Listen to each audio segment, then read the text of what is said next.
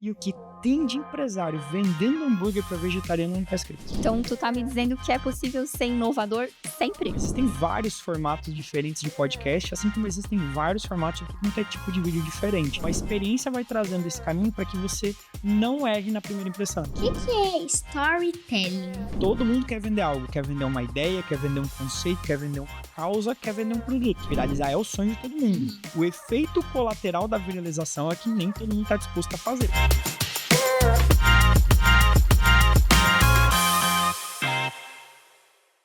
Olá, eu sou Elaine, esse é o Pede pro Marketing, o podcast do Clube de Marketing da SIC. Se você tem um problema e acha que o marketing tem a solução, você está redondamente certo.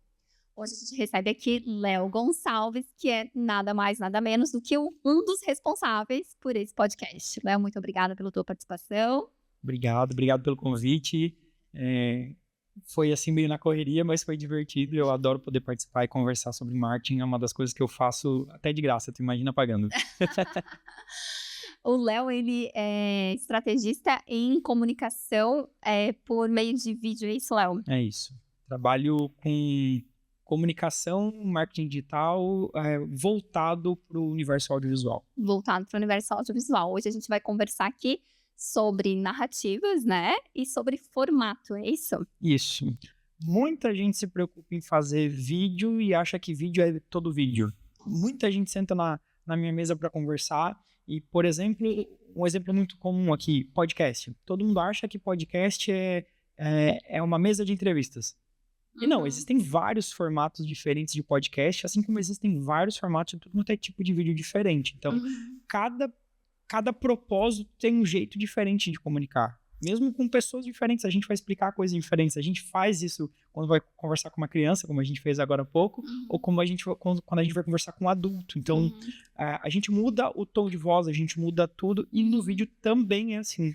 A gente também traz formatos específicos para conversar com pessoas, com propósitos, com culturas específicas. A gente muda o vocabulário, muda o tom de voz, até nas nossas relações interpessoais. O jeito que eu converso com meu avô é diferente do jeito que eu converso com a minha irmã, que é diferente do jeito que eu converso com meu chefe, meu colega. Ritmo, linguagem, cultura, música, tudo influencia. Eu costumo dizer que quando a gente está olhando no olho da pessoa, a gente sabe, principalmente para quem é vendedor. Eu vendo desde os 10 anos de idade, 9, 10 anos de idade, eu já trabalhava com vendas. Então a gente cria aquela skill de olhar para a expressão da pessoa e rapidamente saber se o que eu estou falando vai te convencer ou não, se tu tá não prestando atenção. E quando a gente está fazendo isso para a internet, as chances são que tu não tem esse retorno. Então você precisa aprender antes para começar a acertar logo de primeiro nas próximas. Entende o que eu quero dizer? Então a experiência vai trazendo esse caminho para que você não erre na primeira impressão. Então, estudar quem é que está participando, para quem a gente vai conversar, conhecer muito bem o seu cliente, conhecer o seu público-alvo, faz total diferença na hora de criar esse tipo de material. Tá, então tu tá me dizendo que é possível ser inovador sempre? Sim, mesmo que não seja inovador. Mesmo que seja um formato já conhecido, combinado com uma linguagem conhecida, com uma narrativa conhecida, aí tu vai fazendo essas variações. O mais engraçado é que o cliente todo dia quer algo disruptivo e inovador. Ele acha que ele quer isso. No final do dia, ele quer se comunicar com alguém. Todo mundo quer vender algo. Faz sentido? Mesmo que isso não seja uma venda monetária. Todo mundo quer vender algo. Quer vender uma ideia, quer vender um conceito, quer vender uma causa, quer vender um produto. Certo? Certo. Beleza. Tem uma máxima que eu aprendi com alguns mentores meus, que é o cliente não compra o que ele não entende. Então, no final do dia, a única coisa que eu preciso fazer é garantir que quem vai assistir essa mensagem, quem vai receber essa mensagem, entenda o que eu estou falando. E nada melhor do que isso do que eu falar numa linguagem que essa pessoa vai entender, num formato que ela já está acostumada. Então, no final do dia, eu não preciso ser revolucionário. Eu preciso estar dentro de um range daquilo que vai chamar a atenção dele e vai garantir que, com as skills que aquela pessoa tem, ela consiga entender a mensagem que eu preciso passar, sinta o que eu espero que ela sinta e haja da forma que eu estou esperando que ela haja.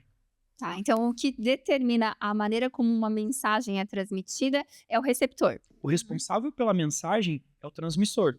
O transmissor tem que garantir que o receptor vai entender aquilo que eu estou falando.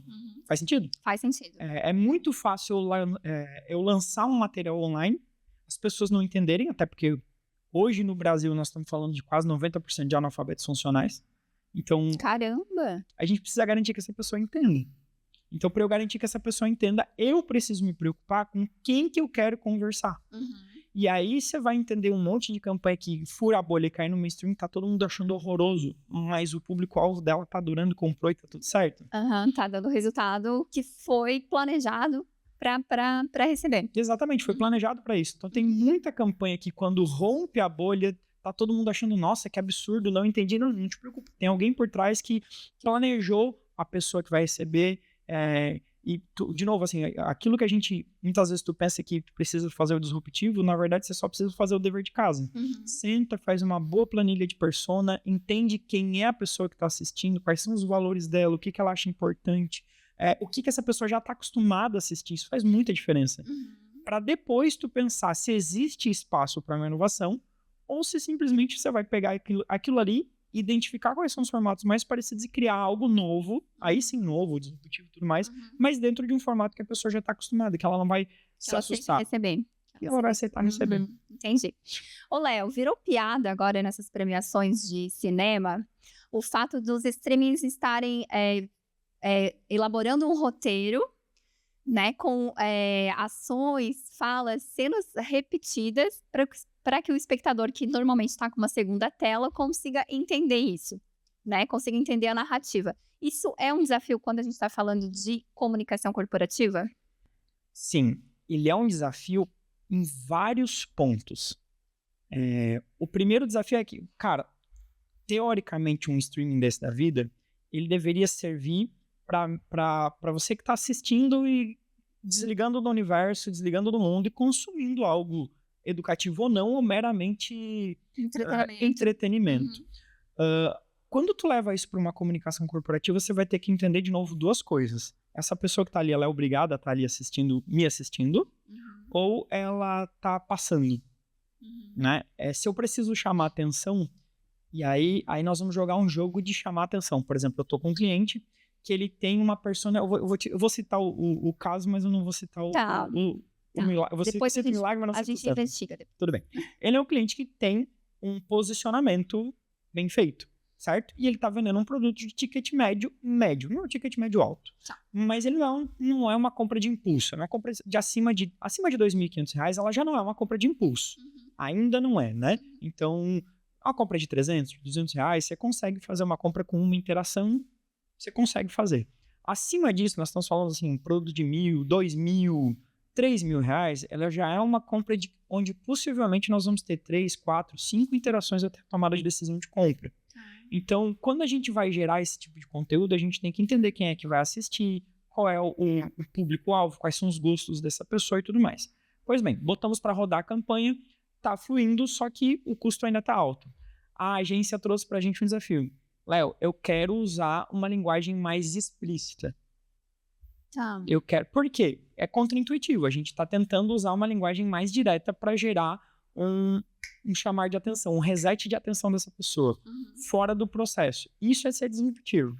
Então, nós vamos testar algo fora do padrão. Eu não sei a resposta ainda, porque a gente está testando. Mas nós vamos testar algo fora do padrão, fora disso que a gente fez. Funciona o tempo inteiro? Não, por isso que é teste. Mas isso vai trazer dados para que em próximas campanhas a gente saiba se vale ou não trabalhar aquele branding, se vale ou não trabalhar daquele jeito. Então, no final do dia, o nosso trabalho tem muito teste, tem muita tentativa, tem muito erro.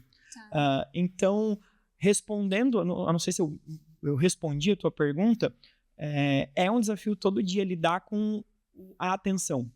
Eu tinha um dado, esse dado é um pouco antigo, eu não tenho os dados mais recentes, mas há pouco tempo, alguns anos atrás, a média de retenção global do YouTube era de 1 minuto. 1 minuto. Isso nós estamos falando de vídeo de horas. Né? A média de retenção global do Instagram era de 8 segundos. Hoje esse número possivelmente é menor. Então é uma guerra pela tua atenção.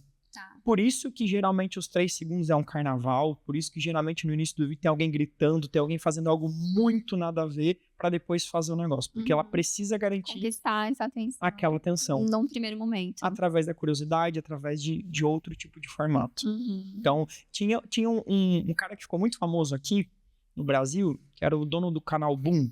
Thiago Fonseca, se eu não me engano, e ele lançou um treinamento porque ele viralizou muito. E ele dizia que, ele ensinava que para que você viralize algo, principalmente no Brasil, você precisa gerar uma grande emoção. Esse material precisa gerar uma grande emoção. Raiva, graça, justiça. Já ouvi essa teoria. Porque essa grande emoção faz com que você mande para outra pessoa. Digamos assim, uma emoção primária. Isso. Algo, né, definido dentro do vocabulário das emoções. Isso. Só que chega num momento que, se você não controlar isso bem, isso pode se voltar contra você. Por isso que tem muita gente que tem medo de trabalhar com viral. Né? Quem trabalha com material viral sabe que é engolidor de espada, é cuspidor de fogo. Eventualmente pode se machucar. Grandes marcas têm dificuldade em trabalhar com esse tipo de modelo porque ela tem um branding code inteiro pronto, tem um modus operandi, tem todo um compliance ao redor dela que evita que grandes problemas aconteçam. Então, viralizar é sempre um risco.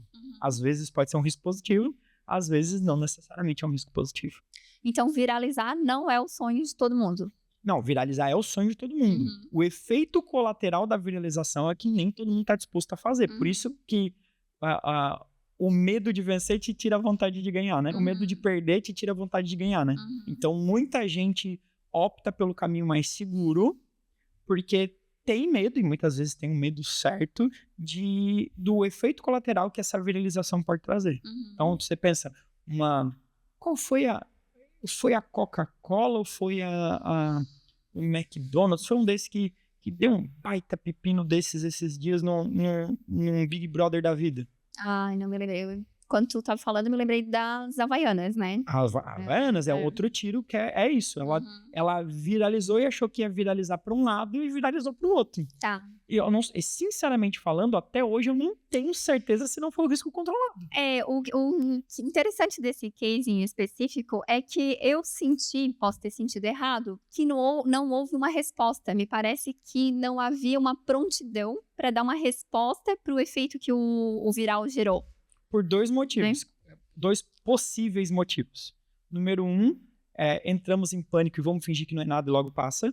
O número 2, atingimos o que a gente queria. Estamos sendo falados por todo mundo. Então, pode ser um ou pode ser o outro. Pode ser outro, Porque é diferente, por exemplo, de uma... Qual é a marca de carro que mudou completamente? Jaguar. A Jaguar. Ela mudou completamente o branding dela.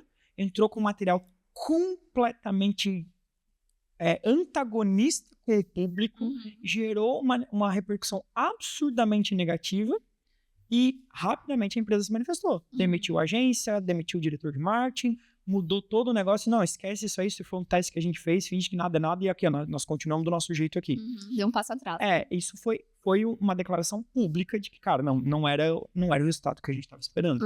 Diferente da Havaianas, como a Havaianas não se manifestou, a gente não sabe se ela tomou um susto e fingiu que nada é nada, ou se ela, cara, era isso aí, era o que a gente queria.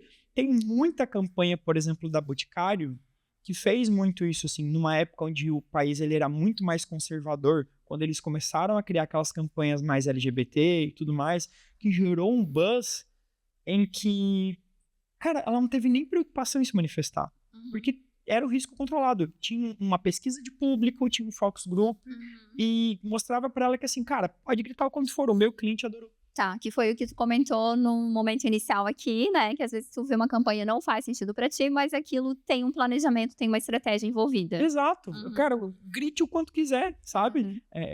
Conservador, grite o quanto quiser. O meu público aceita e abraça esse público e vê como maravilhoso. Então, pra mim, tá tudo bem. Sabe? Antes a gente falou sobre esse método de gerar uma grande emoção, né? Para conseguir reter a atenção.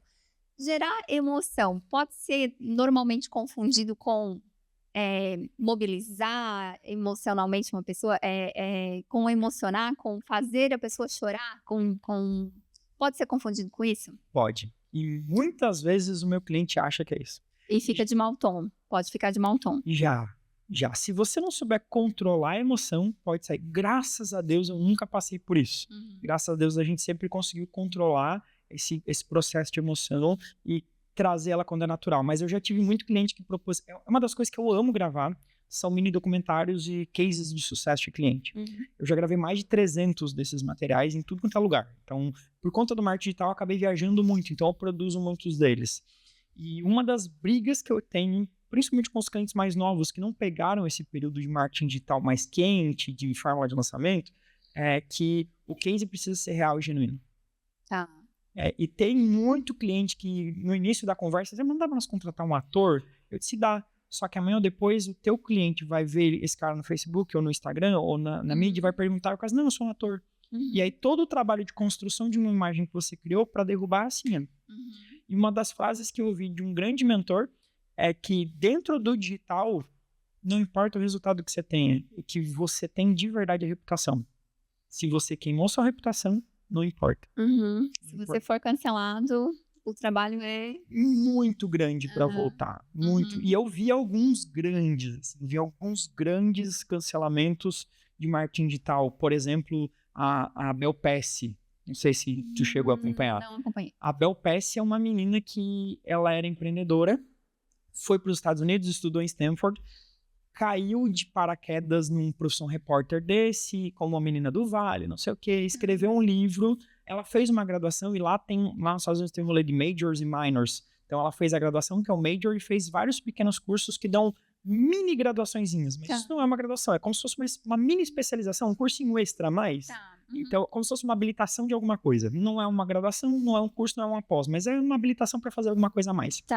E ela fez várias dessas. Então ela fez uma graduação e várias pequenas. E aí, cara, aleatoriamente ela caiu num podcast com o Flávio Augusto, que dentro do digital tem um potencial de canhão muito grande. Quem o Flávio Augusto diz que é bom, as pessoas vão atrás, porque ele tem um potencial de reputação muito forte. E aí, numa das entrevistas com ela, ele disse, cara, você tem aí umas 8 graduações e tal, e ela não desmentiu. E aí, no próximo programa que ela foi, já disseram de novo que ela tinha 8 graduações. Depois ela começou a assumir como ter 8 graduações. Aí, sabe, quem conta um conto aumenta um ponto? No final da história, ela já tinha 8 graduações, ela era gerente do Google, foi sócia de uma startup no Vale do Silício. Ela lançou um livro escrito A Menina do Vale, começou a lançar curso, não sei o que, até que um dia alguém olhou e disse, também, quem é essa maluca?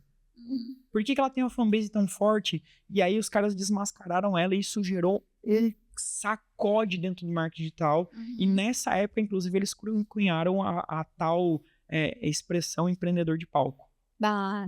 E muita gente hoje é rotulada por causa disso. Ela foi dela que surgiu. Foi dela que surgiu. Ela sumiu do digital por muito tempo. E aí, de vez em quando, ela voltou a reaparecer, mas mais como modelo, porque ela era uma menina bonita e tal, mais como modelo e tudo mais. Então, assim, são riscos que a gente corre de gerar comunicações erradas ou de gerar emoções erradas. Então, eu tomo muito cuidado com isso. A reputação é muito importante. Quando a gente vai criar essas histórias, aqui tem uma cliente nossa, então, que já passou por isso, a gente valida a história antes, conversa com a pessoa, vê o que precisa, o que pode e o que não pode ser dito, para garantir que aquela história seja real. E aí sim, se houver emoção, ela é real. Então, quando a pessoa olha, ela se emociona na tua frente, é porque ela é real, é de verdade. É uma conexão real. E, Léo, e quando não tem uma história para contar? Quando a marca não nasceu de um propósito, quando não nasceu de um sonho, quando não tem uma trajetória, quando ela simplesmente nasceu por uma opção comercial, que história que se conta? Não existe isso. Uma empresa que não nasceu por um propósito ou que não buscou um propósito, ela não sobrevive. Porque no final do dia, um CNPJ é um conglomerado de CPFs olhando para o mesmo lado. Então, no final do dia, ela tem um propósito. Mesmo que esse propósito não seja claro ou não pareça tão nobre, ela ainda tem um propósito. No final do dia, toda empresa ela precisa ser útil para a sociedade. Então, esse é um momento crucial para uma empresa, para uma marca, para um negócio. Descobrir qual é o propósito. É o básico. A missão da empresa, sabe aquela coisa que eles colocam bonito na parede? Aquilo ali é o que faz o dono levantar todos os dias. Quanto mais real e mais próximo daquilo ali ser verdade, mais chance dessa empresa gerar resultado. E aí, quem gosta muito de ler, tem o livro do Simon Sinek, o Porquê. E ele fala muito sobre isso. As pessoas compram o teu porquê. As pessoas fazem negócio pelo teu porquê. E se a pessoa entende o teu porquê, ela está disposta a pagar 10%, 15% mais caro. Porque ela entende e ela se conecta contigo. Então, esse propósito precisa ser claro e muito bem divulgado, muito bem transferido nas ações de marketing, na tua operação, no dia a dia, na interação com o teu cliente, se ela não estiver ali viva, as chances são que ele vai morrer. O negócio vai morrer de algum jeito. Tu já se deparou com alguma empresa que não tinha entendido o próprio propósito? Ou que tinha tornado, digamos, um pouco artificial? Olha, eu quero transformar a vida das pessoas de determinada maneira, mas isso, na prática, isso não existia no relacionamento. Já? E aí, faz o quê? É uma sorte, né? São empreendedores que não estão mais aqui. Não tem milagre. Não Tem milagre. Não existe milagre. Porque se você não tiver... E eu vi muita gente, eu gravei muito material, né? Então eu gravei muito lançamento que a pessoa diz assim, não, eu tô aqui pelo meu propósito, eu quero te ajudar a sair de onde você tá. Mas sabe o que acontece? Se o lançamento der prejuízo, ele não entrega. Ele fecha e vai fazer outra coisa. Se o teu negócio... Se você não tiver um propósito... comprometimento real. Exato. Se você não tiver um propósito claro, quando der a maré ruim, você cai fora. Quando começa a dar prejuízo, você diz, quer saber? Deixa. Eu nem queria mesmo. Então, é isso. Se a operação... E ser empreendedor no Brasil é lidar com tudo dando errado, é lidar com todo mundo jogando contra você. O cliente quer te esmagar, o funcionário quer te esmagar, o governo já tá te esmagando. O mercado tá indo pra cima de ti. Então, quem tá aqui de verdade, se não tiver um propósito, ele nem ganhou, ele nem começou. Ele pode estar até brincando ali, mas não vai durar muito tempo. Não dura. Porque é o teu propósito que faz tu levantar quando tá tudo dando errado. É o teu propósito que faz tu continuar vendendo mesmo que tu tenha prejuízo. É o teu propósito que faz tu trabalhar até dar certo. Não trabalhar enquanto der certo. É um farol. Então, tu tens aquele ponto de referência e aconteça o que acontecer, é pra lá que tu tem que se direcionar. Porque senão você não vai sair dali. De novo, se você não tem um propósito, você não sai de casa. O dia que tiver tudo ruim, você diz, quer saber? Foda-se. Vou embora. Léo, a gente falou antes, conversamos antes sobre diferenciação de formatos, né? Para vídeos. O formato, ele pode se repetir, ele pode... É possível ser autêntico no formato? Sim, porque o formato, ele é só a embalagem do negócio.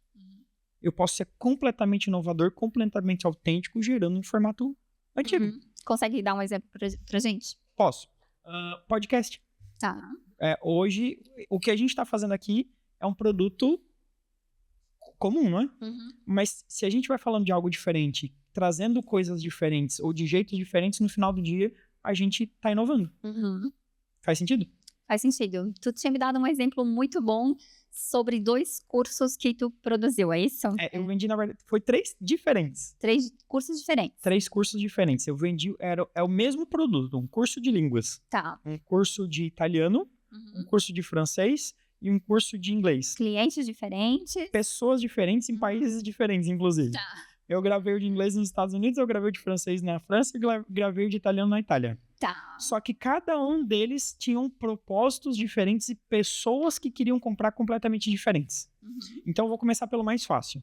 O primeiro era um curso de inglês. O professor era um Instagrammer, ele era acostumado a criar vídeo rápido, ele conversava com o público mais jovem, não muito mais jovem, mas mais jovem, e ele tinha uma linguagem completamente youtuber e Instagrammer. Então, o lançamento que a gente fez dele eram aulas que a gente gravava dentro da Disney, onde ele pirava a batata, enlouquecia, pipocava coisa na tela, porque era um público mais jovem, que está acostumado a ver, nós estamos falando de, esse lançamento foi em 2018, nós estamos falando de ver as edições do Pânico rodando, que era aquela chuva de meme, coisa, lembra? Que o Pânico, ele criou um formato de edição exclusivo dele, que foi muito copiado por muito tempo, porque retinha, todo mundo, nossa, do nada pula um meme, do nada pula outra coisa, e um corte seco e tudo mais.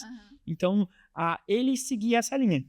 Então, os letterings que entravam na tela era tudo estourando, não necessariamente era agradável para quem tá olhando uma coisa calma. E rendeu. Todos os 3 tiveram o mesmo resultado, com públicos diferentes. Um outro produto era um produto de francês. E a cliente, fazendo o estudo de persona, fazendo lá o avatar, persona, ICP, tem milhares de nomes para a mesma coisa. Então, estudando quem é o cliente. Descobriu-se que no Brasil, nos anos 50, nos anos 60, Os jovens, na hora de estudar uma língua estrangeira, tinham a opção de estudar francês ou inglês, principalmente em São Paulo e no Rio. Porque o francês era uma língua muito forte, a França era um país muito forte, então tinha-se a opção de estudar em São Paulo, no Rio, em Minas, em algumas grandes capitais, a opção de estudar o francês. Então, muitas dessas pessoas estudaram francês na escola, casaram, abandonaram a língua e seguiram a vida. E agora, já aposentados, buscando uma motivação para a vida, lembram, nossa, eu gostava tanto de estudar francês, eu quero estudar francês. Era um interesse bem específico. Era. Assim, tinha mais pessoas? Tinha, mas aplicando o que a gente chama de Pareto, aplicando o Pareto pro negócio, 80% do público que comprava dela eram essas pessoinhas aqui. Então, a gente, cara, eu não preciso ficar inventando a roda, eu não preciso fazer. Eu vou conversar com essas senhorinhas que vendem muito bem. A professora é paciente, as alunas dela já presencialmente já eram assim, ela só foi expandindo. Então, a gente criou um lançamento muito diferente do primeiro formato. Eram vídeos mais arrastados, contemplativos. Quando eu tinha que botar um lettering na tela, uma letra, era uma letra grande, que entrava devagarzinho para não assustar ninguém, saía devagarzinho, uma trilha bem paciente, bem calminha, para que esse público entendesse. Tu imagina para um senhor de 65 anos de idade com um óculos fundo de garrafa, coisas pulando na tela, um meme, ele vai dizer, não entendi nada, vou cair fora. Então, o formato era o mesmo produto, curso de línguas, com praticamente o mesmo preço, com praticamente o mesmo formato de entrega, mas a venda tinha que ser diferente. Entendi. Então, isso é o formato. E ambos eram revolucionários para a época, ambos romperam muitas barreiras dentro do seu nicho, criando materiais exclusivos voltados para o seu próprio público, do jeito que ele vai entender. É interessante porque, em ambos os casos, o consumidor, que é o destinatário final desse produto, ele acaba sendo conquistado sem saber que ele está sendo conquistado. Esse é o objetivo. Esse é o mais legal de marketing digital, que é uma das coisas que a gente estudava muito no marketing digital. Quando a gente vai fazer uma análise dos clientes, uma curva de clientes, você tem em torno de 4 a 6% do teu público, que é o público quem você quer atingir, que está pronto para comprar de você. Só isso? Que está pronto. Tá. Beleza? Pouca coisa. Só que o grande problema é que tá todo mundo focado em vender para esse cara. Tá. Então, a maioria dos teus concorrentes, por quê? Porque o cara que tá pronto.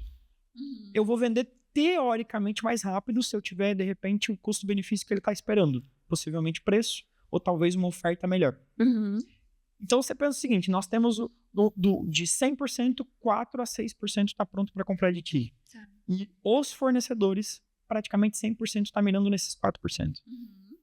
Tem outros 94, 96% de clientes que não estão prontos ainda, mas que se eu começar a trabalhar educação, consciência, as chances são que eles vão se tornar prontos para comprar. Só que se eles começaram essa trajetória comigo, as chances são que eles vão fechar o negócio comigo.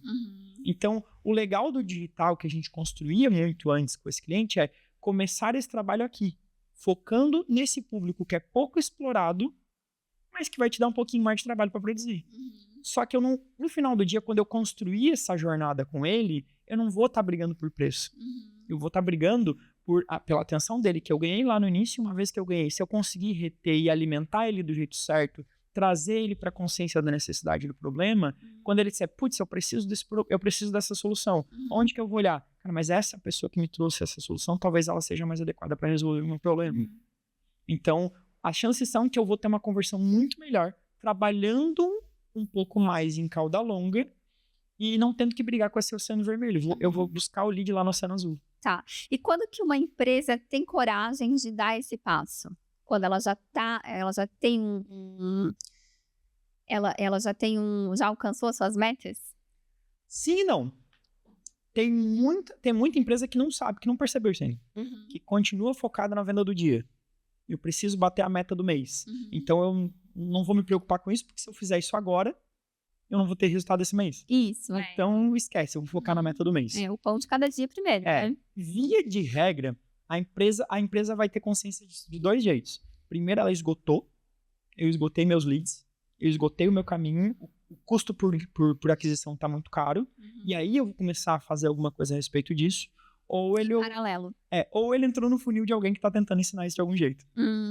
E aí ele é trazido à consciência. Ele está experimentando aquilo que ele precisa fazer. Tá. Então, ele não está pronto para comprar ainda, mas entrou no funil de alguém que está ensinando. Olha só, você sabia que se você começar por aqui, você está errado? Isso é um problema, você está gastando mais caro sem que você precisasse gastar. No final, o custo de aquisição vai ser menor. Vai demorar um pouquinho mais, mas vai ser menor. E se você começar hoje, daqui 60 dias, se o seu ciclo for 60 dias, se você começar hoje e todos os dias, não parar daqui 60 dias, todo dia vai estar entrando cliente novo. Então, ao invés de você trabalhar o agora, trabalhe daqui 60 dias, trabalhe daqui 90 dias. Não bota todos os ovos na mesma cesta, não para tudo aqui para fazer lá, mas começa a balancear essa carga para que você consiga gerar seus próprios clientes, fãs, gerar isso com mais calma, sem desespero. Tô pensando aqui num problema hipotético, mas não tão hipotético assim, já me deparei com ele algumas vezes. Uma empresa que construiu os seus resultados com base em preço. Ela consegue sair desse lugar para ir para um valor agregado? Consegue. Isso é regra de reposicionamento. Ela consegue, mas pouco provável que ela vai conseguir com a base de clientes. Ela provavelmente ela vai perder aí uns 40% ou mais da base que ela se posicionou por preço. Porque o cliente que vem por preço, vai por preço. E como que ela se prepara para esse... Reposiciona, cria novos valores, gera awareness nos seus clientes, nos seus novos prospects e começa a gerar novos clientes com resultados diferentes. Ou até mesmo com a base, fazendo upsell de produto, fazendo upsell de serviços, gerando um novo desejo de compra. Porque... É possível identificar se o teu segmento, os teus consumidores estão preparados para essa mudança também?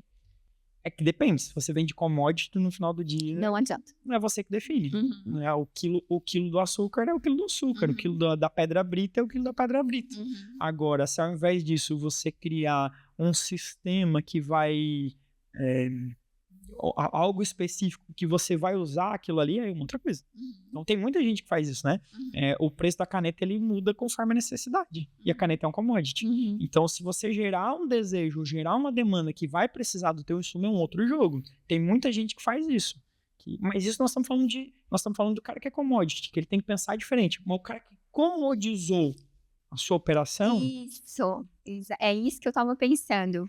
O cara que comodizou a operação dele, ele vai precisar primeiro mudar a cabeça dele.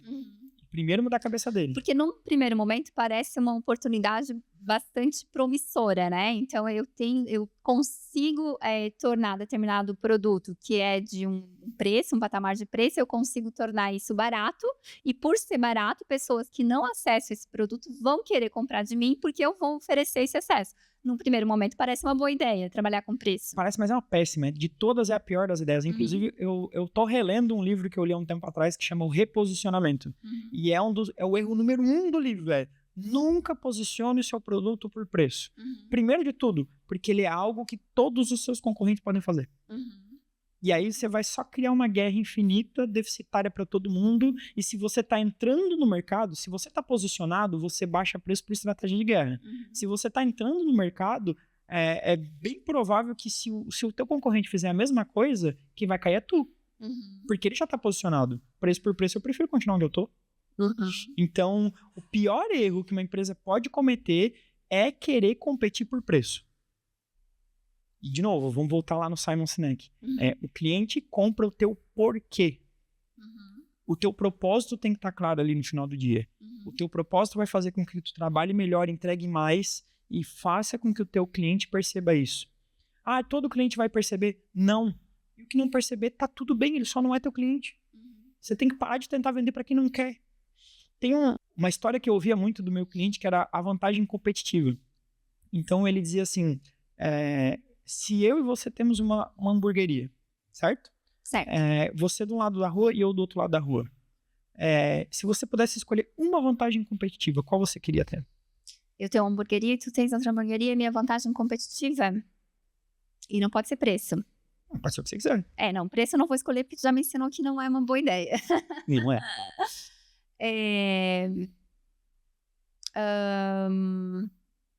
Confiança. A frase dele é completamente disruptiva. Eu queria ter uma multidão de pessoas morrendo de fome. Caramba. Porque se você tiver uma multidão de pessoas morrendo de fome, você só tem que vender pra elas. Uhum. Você entende? E você não precisa nem se preocupar com o seu concorrente do outro lado da rua. Vai ter pra você, vai ter pra ele, vai ter tudo bem. Uhum. Você entende? Tá, mas aí isso é uma vantagem de mercado. Não é uma vantagem de posicionamento. Exatamente. É conhecer o seu cliente. Uhum. Agora, para pra pensar. Você tá com fome. Mas você é vegetariana. Tá. Ok? Você é vegetariana. Mas eu quero te convidar pra minha hamburgueria. Cara, o meu hambúrguer de Angus, nossa, é maravilhoso. Eu sirvo aquele hambúrguer assim, ó, carne rosadinha, com aquele líquidozinho maravilhoso que escorre e penetra no pão. É uma delícia. Se você é vegetariano, o que você tá sentindo agora? Nojo.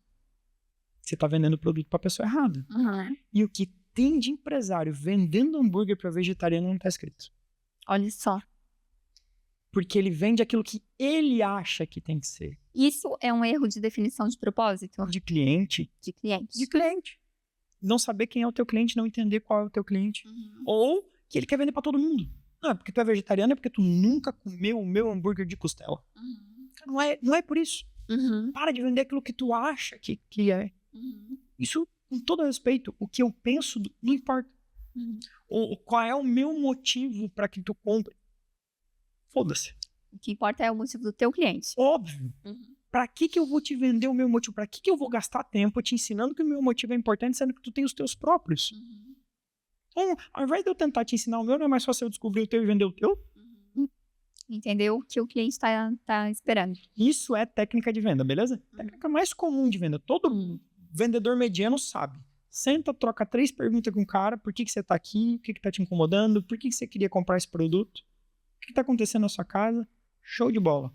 Beleza, entendi. Agora, então, para você chegar naquele negócio que você queria, esse produto aqui vai te ajudar, cara. Imagina você conseguindo fazer tal coisa desse jeito, assim, assado. Beleza, para um é fácil, faz isso para vídeo. Pô, se tu entendeu quem é o teu cliente, agora só multiplica. Entendi. Por isso, aplica Pareto. Descobre qual é a média dos teus clientes aqui e vende o que tu, na média, tá querendo. Papai, o que é storytelling? Storytelling é a arte de contar histórias. Existe um escritor que descobriu que existe uma formulinha que faz com que as pessoas prestem mais atenção quando tu conta a história de um jeito específico. Então, a gente conta histórias desde antes de escrever. Então, o conhecimento era passado antigamente contando histórias. Hoje também é. Só que hoje tem um jeito, hoje tem livros, tem filmes, tem outras formas de se contar a história. Mas antigamente, para que o conhecimento fosse transferido de uma civilização para outra, de pai para filho, de uma geração para outra, precisavam se contar histórias. E para que as pessoas prestassem atenção e não fosse uma história chata e que se conseguisse com que as pessoas engajassem, que entrassem entrassem nesse ritmo com a gente, foi descoberto um jeitinho de se contar a história usando elementos que fazem com que as pessoas prestem mais atenção e lembrem mais. Tipo quais? Por exemplo, a jornada do herói. A jornada do herói é uma jornada que conta como uma história é contada. Então, ela vai começar estou contando a história de alguém. Esse alguém é o herói, beleza? Então, esse alguém está lá vivendo a vida dele, ele recebe um convite para uma aventura. Aí, inicialmente, ele fica com medo, talvez nega essa aventura. Eventualmente, ele vai aceitar essa aventura e vai mergulhar de cabeça nessa aventura. Então, vai enfrentar o vilão, vai sofrer danos, perdas, ganhos e dificuldades, até que no final das contas ele conquista o prêmio, ele vence o vilão e volta para casa mudado, transformado, porque essa é uma jornada de transformação na vida dele. Todos os desenhos de princesa, todos os desenhos de herói têm mais ou menos esse mesmo formato. Isso é um jeito de storytelling. Entendi. Entendeu? Uhum. É um negócio pra gente prestar, um jeito de contar que faz as pessoas prestarem mais atenção no que a gente tá falando. atenda como gostaria de ser atendido. Você sabia que essa frase é uma grande mentira? Nós não devemos atender o cliente como nós gostaríamos de ser atendido, porque as pessoas têm perfil comportamental diferentes. Existem 4 tipos de perfil comportamental. Um, que é o oposto do outro, por exemplo, é o analítico. Ele é o oposto do comunicador. Então, se eu sou comunicadora, eu fico falando o tempo inteiro, eu não vou conseguir obter nenhuma informação do analítico. Então, não atenda como gostaria de ser atendido. Atenda conforme o perfil do cliente. E para você descobrir o perfil do cliente, você precisa fazer perguntas estratégicas. E a maioria das empresas não sabem que tipo de perguntas fazer para conseguir essas informações do cliente, seja em call, pessoalmente, ligação ou no WhatsApp. E a Lise resolve isso. A Lise é uma inteligência comercial que lê toda a sua call, sua conversa e fala qual tipo de mensagem você deve mandar para o cliente para ele te perguntar. E aí, qual é o Pix? Léo, o que eu entendi, o que foi o núcleo aqui da nossa conversa é que não importa o quanto criativo você é, se você não entender de negócio e principalmente do seu cliente, não tem narrativa que salve uma estratégia. Não tem narrativa que salve a estratégia. Tem muito cliente que às vezes tem um cliente que é super famoso, que é super influencer, mas que não tem nada a ver com a média dos seus clientes e quer trazer aquele cara pra dentro do negócio porque ele acha que aquele cara vai fazer sucesso. Vai jogar dinheiro fora. Vai jogar dinheiro fora. Vai jogar. Porque não é aquilo. Não é aquilo. E não é só dinheiro, né? É uma confusão que gera na mente do consumidor. Aí depois tu volta pro caminho certo e aí o consumidor fica perdido. Posicionamento é encontrar um lugarzinho único dentro de uma prateleira do cliente. Gavetinha, né? É achar a gavetinha. Se você até hoje bateu nessa gavetinha, amanhã você tá naquela lá, o cara vai dizer, tá, mas qual gaveta que você é? Você é dessa aqui ou daquela lá? Nenhuma. Esquece, vou arrumar outra pessoa pra botar nessas gavetas aqui pra não me incomodar. Tu diria que o teu diferencial hoje, com o trabalho que tu faz hoje, é entender de negócio? Sim. De conhecer, é ajudar o meu cliente a criar estratégias que façam com que ele reduza esse ruído do cliente e faça com que o cliente se identifique mais fácil com ele. Consequentemente, compre mais rápido dele. Muito bem. Léo, muito obrigada, não só pela tua participação, obrigada por toda a tua colaboração, né, na produção do podcast. Espero que a gente grave ainda vários episódios aqui nesse estúdio. Vão ser sempre bem-vindos. Muito obrigada. A gente fica por aqui. Se você gosta de marketing, segue a gente.